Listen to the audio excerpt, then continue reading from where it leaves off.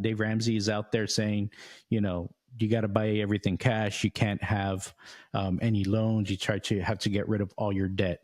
It can hold you back if you're trying to have growing assets and things like that.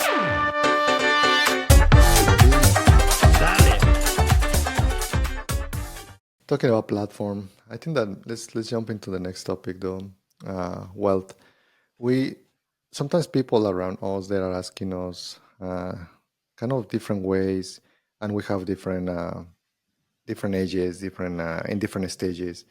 And sometimes you might hear people when they have kind of make it a little bit, right? How uh, to get some insight on what it is. And one of them that has come up multiple times for me has been leverage. I don't notice people don't understand it, and because they don't understand it, sometimes they don't know how to use them. And I think that is a simple concept, but sometimes it kind of takes you time to grasp. And even myself, to be honest, several like years, I did it very instinctual, but it took me some time to incorporate it on my tooling. So let's start from the basics though. Literally, what is leverage? Um, and there are many ways to describe it, right? But I really like what Archimedes. I don't even know how to pronounce the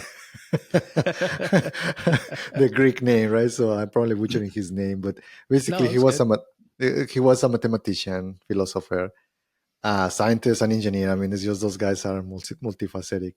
And he used to say something like, "Give me a place to stand, and I basically with a lever I will move the whole world." And it's just picture the guy, right? Like somebody that gives you like a lever, and then you can move an object. And there is a lot of physics, a lot of psychology, a lot of philosophy there, but there is a lot of truths about that's what you need to use leverage for, something that you want to move. In some cases might be your business, in some cases might be a movement, a brand, a product, whatever it is, and you need leverage.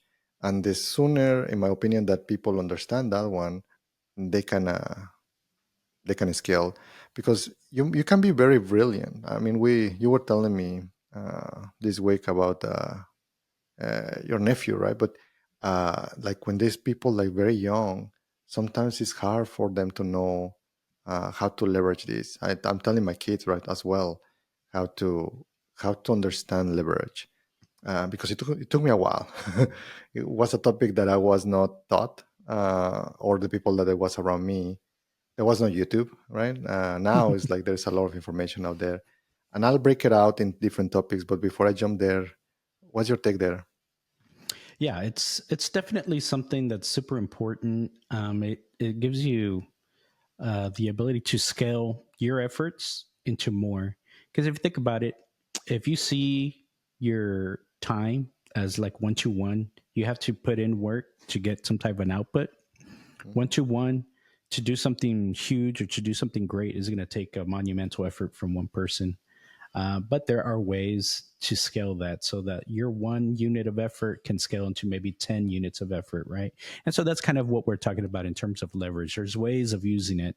And a lot of people will do things like intuitively without like having some type of academic knowledge or background on it, because in a lot of ways it does make a lot of sense, right?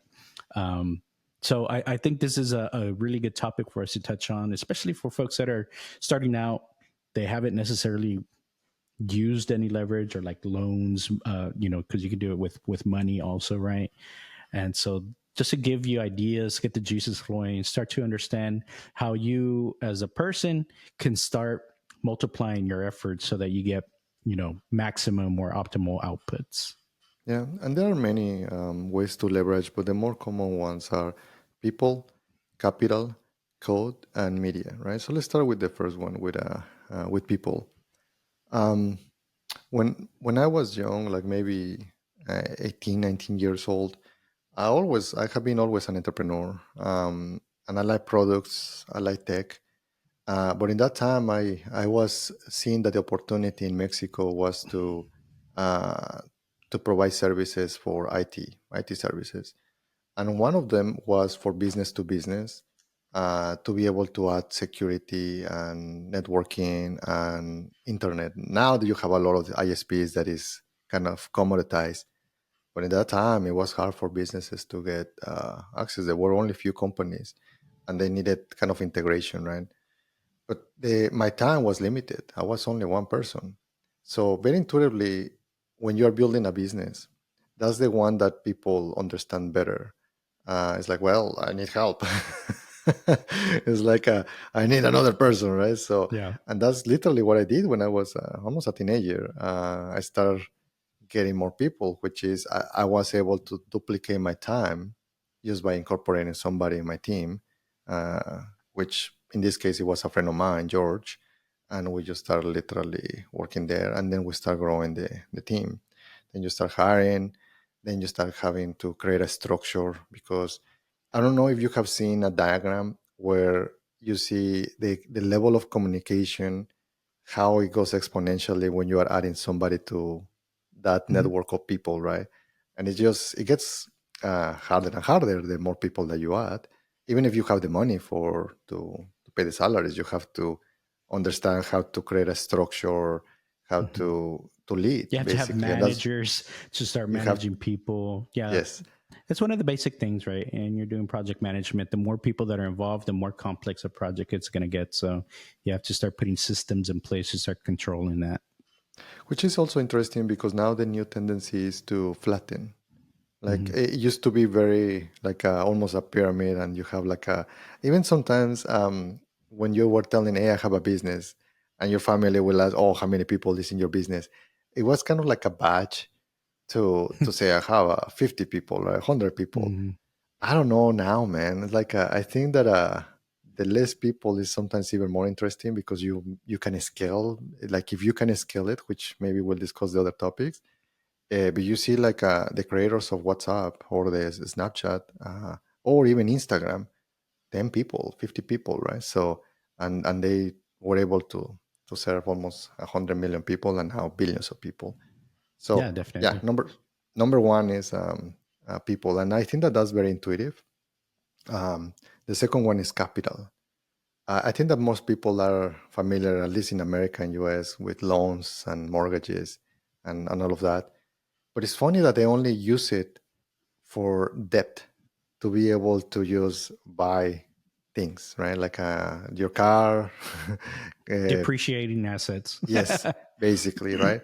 Hmm. Instead of actually, if you use that debt to buy an asset, and sorry that I'm going and using some of these terms that finance people use, but I think that that's sometimes where I think that if you don't understand these terms, it's harder. But they're very simple. Basically, the way to see an asset is something that is helping you to produce money.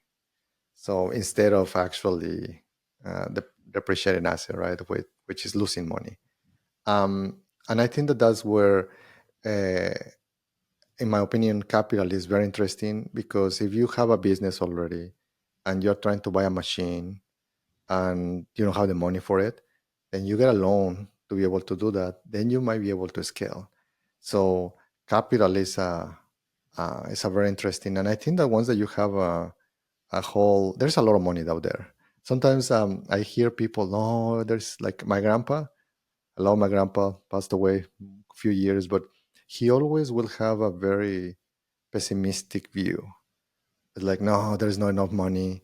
No, there is no like and I mean, I love the guy to death, but in my opinion, he was wrong. And before, when I was younger, I couldn't see or tell my grandpa why I felt it. But now I can see it. Like for me, I see the sky, and there is a bunch of asteroids just filled out with the metal and material and gold.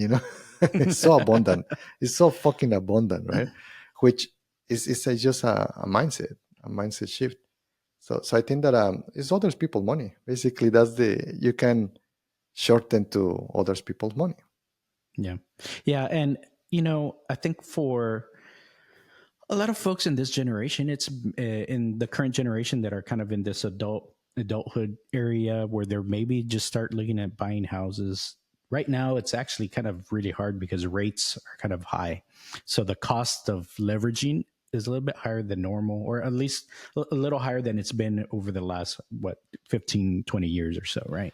But historically, I think we've in the 80s, I think the rates were pretty high here in the 10% or US, even more. It right? got up to 20%, I believe, like Up to 20%. In something like that. Like Mexico, rates are like Mexico at is 11, 10, 12% or 10, something. 11. My parents, they were paying that for their mortgage for, I mean, 20, 30 years. I mean, like that's the norm for everyone. But um, I think that is excuse though. Yes, it's harder, but even in Mexico, right? Some countries they Europe is a different story though.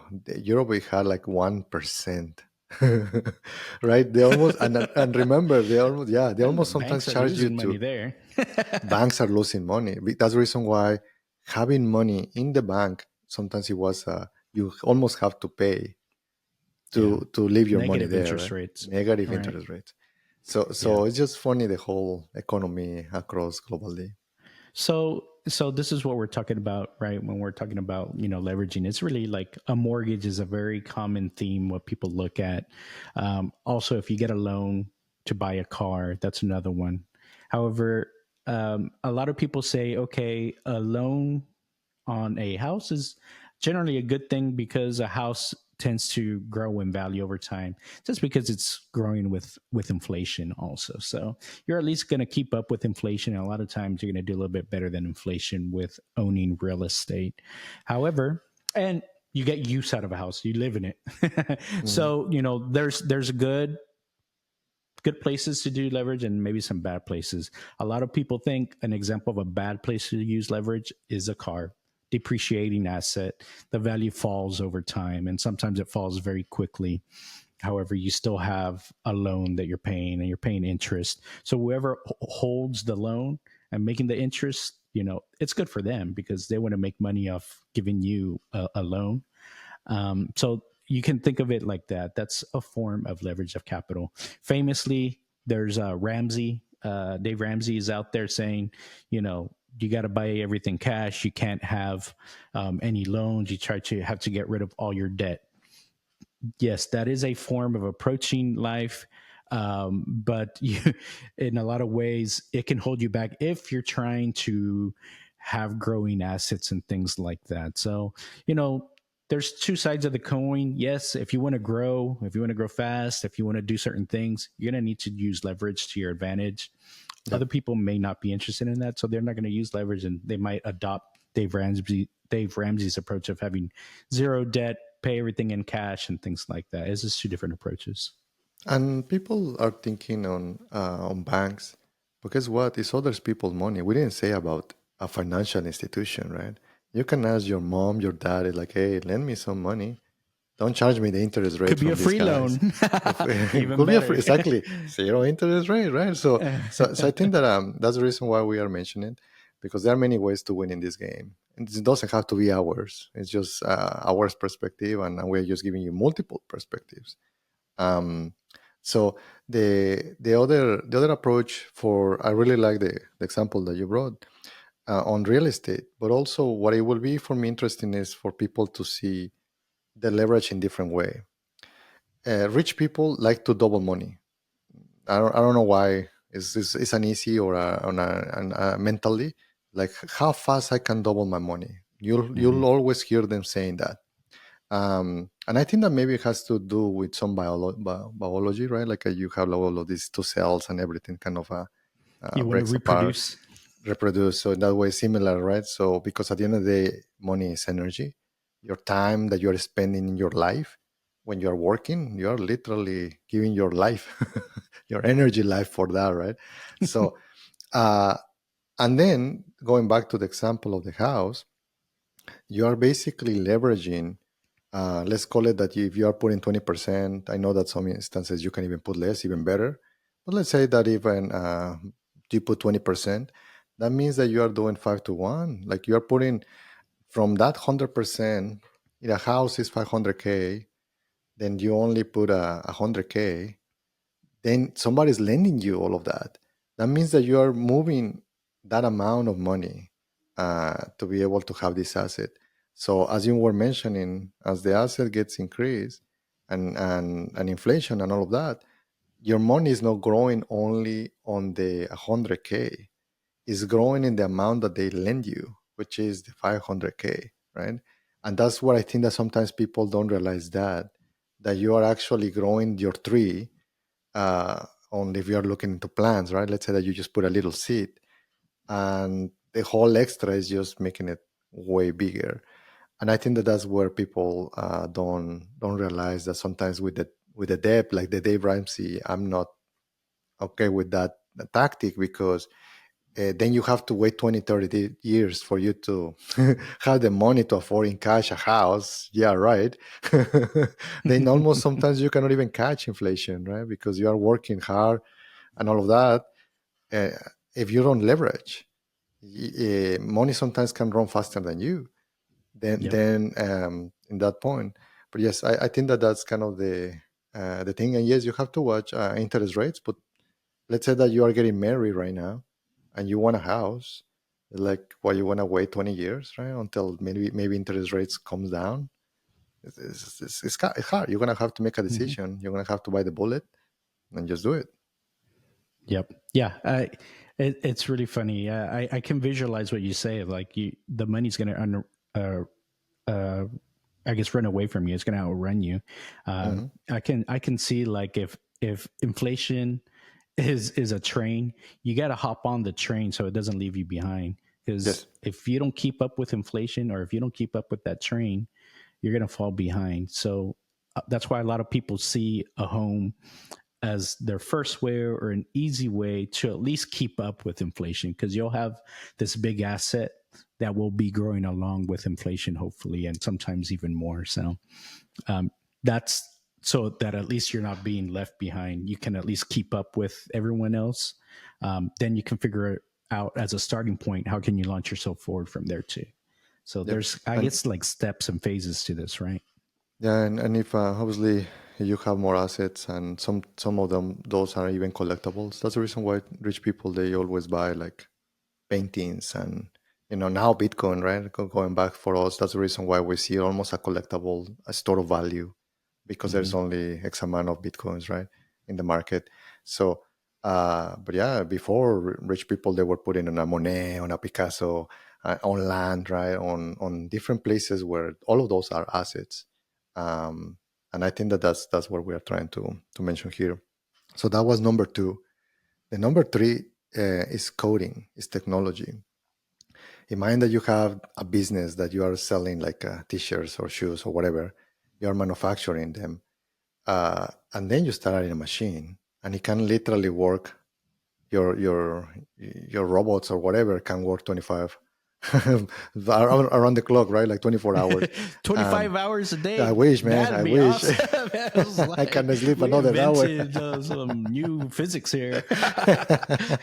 It's a quantum time. But Quantum yeah. time, yeah.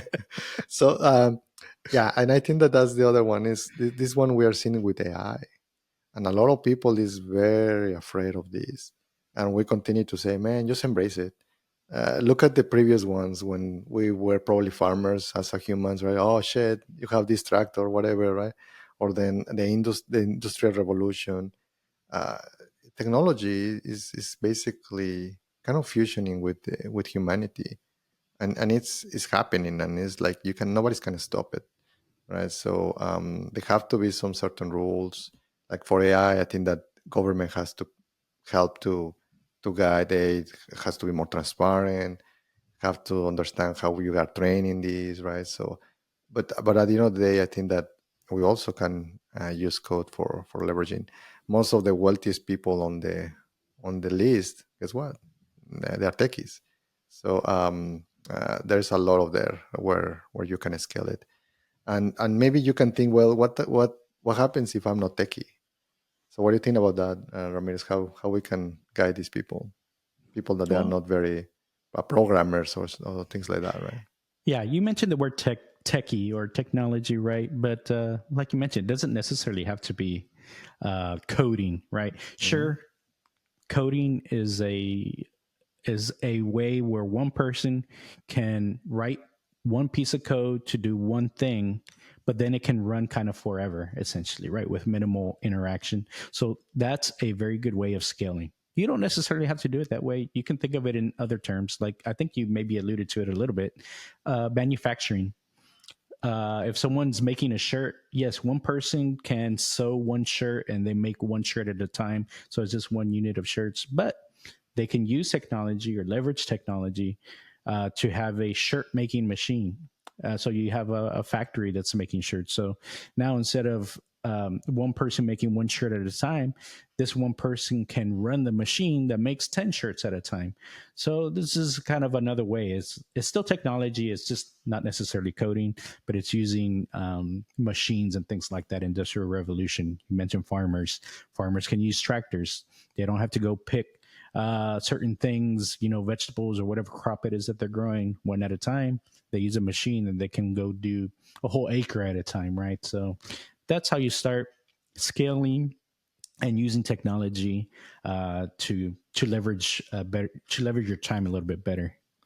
Yeah, and just to keep putting that picture in your minds, the ultimate duplication of a product is software, because it almost is the cost of duplicating it is almost null, it's almost zero compared to making another t-shirt. If I need to make another t-shirt and send it and ship it to other place in, I don't know, in India, it's gonna take time to even just to manufacture it and distribute it. Compare just to literally copying and pasting a piece of technology or a piece of software or an application. And that's the reason why software is kind of the ultimate scale factor. You can Yeah. scale it. Yes, there is some implications, but that's the reason why you have a group of 10 people or 50 people serving to 1 billion people, like in Instagram, And think because you about can duplicate it. this. I think that's one of the things that people are thinking about AI right now. So right now, you can have one person to make a piece of code that can scale to like a billion people, right? But now think about it. If you have AI that's replacing the person typing the code, now you can have one person telling an AI, an army of AIs to do the same thing. And now you're scaling, unlimited AIs doing unlimited amount of work or impacting unlimited amount of people. It just scales very, very, very, very quickly. So that is like the magic formula there in AI, is that it's going to allow a lot of leverage for the person that holds the keys to AI. Yeah, and that's where I think that a foundation for us to be interstellar, right? Like literally get out of this planet and then start just uh, doing some other things, because now the game might not be here in Earth, right? Like now the game is gonna be special. Probably we won't be here to see some of that, but it's just building that foundation. So I'm not too pessimistic about that, because if Earth is not the place, you're probably gonna be outside. So the universe is abundant. But yeah, code is the next one. Yeah, a fun note on that though. So I was at a graduation at Texas A&M. Whoop, this this last Friday, and during the graduation ceremony, they for those that aren't familiar with A&M, they graduate a lot of people that go into like military and things like that. So you see other people with in their formal dress, like for the Marines, the Navy, the Army, all of these different things. But they have Space obviously Force. something new. Space Force, you got it. So there, I think we're three graduates that went into Space Force in this graduation that we went to, and I'm like, man, that's so cool. It's like I wonder what the sales pitch is. There is that they're gonna go. They're telling them they're gonna go into space, or what are I they went doing? to I went to a, I don't know, like a conference, and I saw a booth, and I went to ask questions, and I was too old, man. I couldn't register for be part of the reserves for Space Force. They're like, we see that white hair coming a mile away, man. Yeah, like whatever. I think that was 30, 38 or 39. I forgot, but Oh, like okay. whatever, guys. It's your loss. Yeah, that's true. It was same thing, like to be like I think federal agent or something like that. I was looking at, just for fun to see what was out there. But yeah, they have an age cutoff, so Yeah, you can't become an ageist. agent. Ages. I know they need to adjust that with all this longevity stuff that's going on. Yeah, We're all gonna like live longer. yeah, I think that maybe it they have to probably update the rules, because People like us, probably we can provide other type of things, right? Instead of just literally fighting the aliens. I mean, it could be intellectually fighting the aliens. Fighting the aliens. Yeah. No, man, they're So gonna be our friends. yeah. Anyway, they are among us already, Yeah. man. So, and I think that Zuckerberg is one of them. But anyways, Yeah. the last one though in the list is media, and I leave that to the end because that's literally what we're freaking doing here, man. I think that the power of media, maybe the youngsters don't remember, but not many years ago, it was only radio and TV. And it was very hard to get into those because they will charge you for to if you wanted to run a show or if you wanted to do an ad, depending, like even in the Super Bowl, it was millions. I mean, still today, but it was literally very very hard to get into media. Now you can do a TV show, you can do Tech-Mex Tech-Mex podcast, right? Like, come on, you Yeah. can do like any show that you want, and influencers. And I think that that's where you can create a media empire, and that's the other way to scale. Whether you're doing a product, a brand, your social recognition, right? I mean, these billionaires, um, Jeff Bezos, right, have the Washington Post, and as well, in this case, Elon with Twitter and now X. So they own these media empires because that's one of those avenues to be able to scale. Yeah. I mean, I think that's the idea behind a lot of this podcast. Before, it was really hard to get a message out to a lot of people. But now, with the advent of this, and right, YouTube's been around for a long time already now at this point. But, it gives us a chance to easily reach a lot of people, to find our audience, for us to gravitate towards each other and for us to help each other out. So, this is all really good. It's a great way to be able to scale and leverage your message. So I think it's a really good way of doing that. Nice. What is your message to this community and audience, Ramirez? Let's Don't give them a forget to like, reminder. subscribe, and comment. We Exactly. love to hear from you. Leave a comment when something grabs your attention. Let us know you want to see more of that. If you haven't watched our viral Bitcoin all-time high meme remix, go check it out. We're just about at 10,000 views, so we love to see that interaction from y'all. And also, our second one is also at 2,000 views. Uh, I think that's all that we've got for today. Dale. We have a good one. Bye.